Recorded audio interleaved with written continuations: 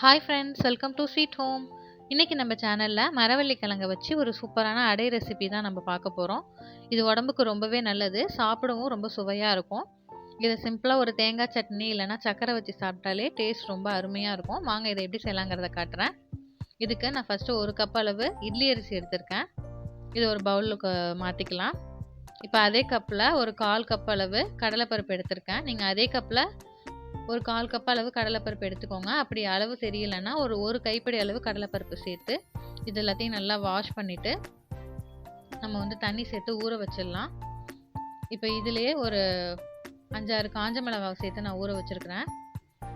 இது ஒரு 5 மணி நேரம் நல்லா ஊறணும். காஞ்ச மிளகாய் அந்த மாதிரி ஊற வச்சிட்டோம்னா அரைக்க ஈஸியாக இருக்கும், இல்லைன்னா விதையெல்லாம் தனித்தனியாக தெரியும். இப்போ 5 மணி நேரம் நல்லா ஊறிடுச்சு. இப்போ இதில் இருக்கிற மிளகாயை ஃபஸ்ட்டு நான் ஒரு மிக்ஸி ஜாரில் எடுத்து வச்சுக்கிறேன். வச்சாச்சு. இப்போ நம்ம அரைக்கிறதுக்கு கிழங்கு ரெடி பண்ணிடலாம். கிழங்க இந்த மாதிரி சைடெல்லாம் கட் பண்ணிவிட்டு இந்த மாதிரி ஒரு 2 கட் பண்ணி எடுத்துக்கோங்க. கட் பண்ணி எடுத்துட்டு சைடில் சின்னதாக ஒரு கீரல் மாதிரி போட்டிங்கன்னா அது உரிக்கிறதுக்கு நம்மளுக்கு ஈஸியாக வந்துடும்.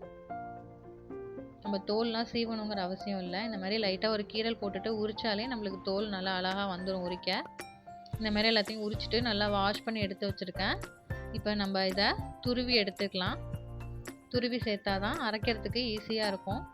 இப்போ எல்லாத்தையும் துருவி எடுத்தாச்சு. இப்போ அந்த மிக்ஸி ஜாரில் மிளகாய் சேர்த்துருக்கோம் இல்லையா, அதோட இப்போ துருவி வச்சுருக்கிற மரவள்ளி கிழங்கு எல்லாத்தையும் சேர்த்துக்கலாம். எந்தளவு அரிசி சேர்க்குறீங்களோ அந்தளவு மரவள்ளி கிழங்கு சேர்த்துக்கோங்க, இல்லைனா கொஞ்சம் கூட சேர்த்துக்கலாம். இப்போ இதை அரைச்சாச்சு. இது ரொம்ப கொரன்னு இருக்கக்கூடாது, ரொம்ப நைஸாகவும் இருக்கக்கூடாது, இந்த மாதிரி இருக்கணும். இதை ஒரு பவுலுக்கு மாற்றிட்டு அதே மிக்ஸி ஜாரில் ஒரு 10 பல் அளவு பூண்டு சேர்த்துக்கலாம். ஒரு ஸ்பூன் சோம்பு.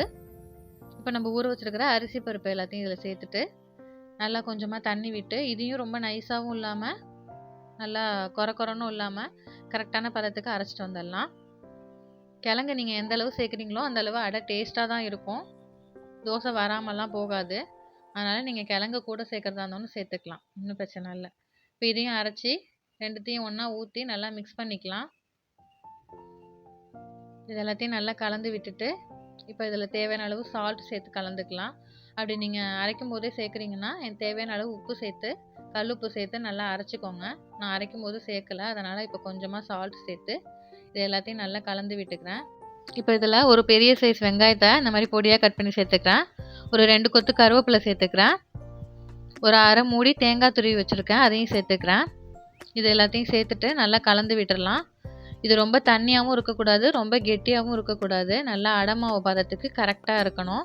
இந்த தேங்காய் துருவெல்லாம் சேர்த்து நம்ம அடை செய்யும்போது அடை ரொம்பவே டேஸ்ட்டாக இருக்கும்.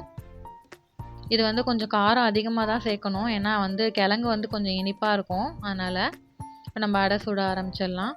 தோசைக்கல் சூடானதும் ஒரு 1.5 கரண்டி மாவு விட்டு ரொம்ப மொத்தமாகவும் இல்லாமல் மெல்லிசாகவும் இல்லாமல் கரெக்டாக நம்ம அடை தேய்ச்சி விட்டுக்கலாம்.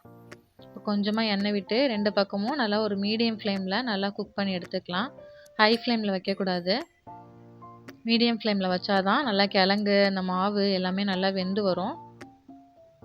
இது கொஞ்சம் எண்ணெய் அதிகமாக விட்டால் தான் நல்லாயிருக்கும், இல்லைனா கொஞ்சம் ரஃப்பாக இருக்கிற மாதிரி இருக்கும். எண்ணெய் அதிகமாக விட்டால் தான் கொஞ்சம் சாஃப்டாக இருக்கும். இப்போ 2 பக்கமும் நல்லா வேக வச்சாச்சு. இப்போ இதை ஒரு பிளேட்டுக்கு மாற்றிட்டு நம்ம சாப்பிட வேண்டியதுதான். ரொம்ப சூப்பராக ஈஸியாக மரவள்ளி கிழங்கு அடை ரெடி பண்ணிட்டோம். இது ரொம்பவே டேஸ்டியாக இருக்கும், சாப்பிட உடம்புக்கும் ரொம்பவே நல்லது. அதுவும் இது கூட சிம்பிளாக ஒரு தேங்காய் சட்னி வச்சு சாப்பிட்டிங்கன்னா அப்படி இருக்கும் சாப்பிட. கண்டிப்பாக நீங்களும் உங்கள் வீட்டில் ட்ரை பண்ணி பாருங்கள். இந்த வீடியோ உங்களுக்கு பிடிச்சிருந்ததுன்னா வீடியோவை லைக் பண்ணிக்கோங்க. மறக்காமல் சேனலையும் சப்ஸ்கிரைப் பண்ணிவிட்டு கூடவே பெல் பட்டனையும் கிளிக் பண்ணிக்கோங்க. அப்போ தான் என்னோடய வீடியோ எல்லாத்தையும் நீங்கள் தொடர்ந்து பார்க்க முடியும். மறுபடியும் இன்னொரு வீடியோவில் பார்க்கலாம். பாய்.